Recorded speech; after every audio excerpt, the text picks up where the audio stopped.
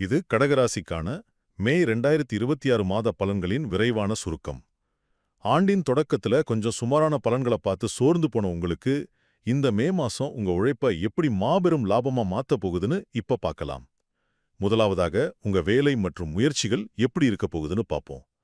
பொதுவா பாத்தீங்கன்னா 12இல் இருக்கிற குருவால கொஞ்சம் அலைச்சலும் சுப செலவுகளும் கண்டிப்பா இருக்கும்.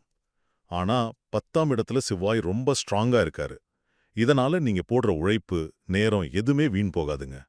உழைக்கிற நேரம் வெறும் செலவான்னு யோசிக்காதீங்க. அது உங்களுக்கு லாபத்தை அள்ளி கொடுக்க போற ஒரு சூப்பரான முதலீடு.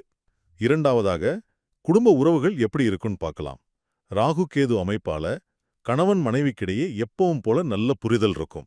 ஆனா 3வது மனிதர்களால தேவையில்லாத குழப்பங்கள் வர வாய்ப்பு இருக்கு. சோ கொஞ்சம் உஷாரா இருங்க. நம்ம போனுக்கு வர ஸ்பாம் கால்களை எப்படி உடனே கட் பண்ணுவோமோ, அதே மாதிரி இந்த வெளியாட்களோட வதந்திகளையும் காதுல வாங்காம உடனே கட் பண்ணிடுங்க. இறுதியாக, மாணவர்களின் கல்வியும் உங்க ஆரோக்கியமும் எப்படி இருக்கும்னு பார்ப்போம். சூரியனும் புதனும் சேர்ந்து உருவாக்குற அந்த புதாதித்ய யோகம் மாணவர்களுக்கு படிப்புல மிகப்பெரிய வெற்றியை தேடித்தரப் போகுது.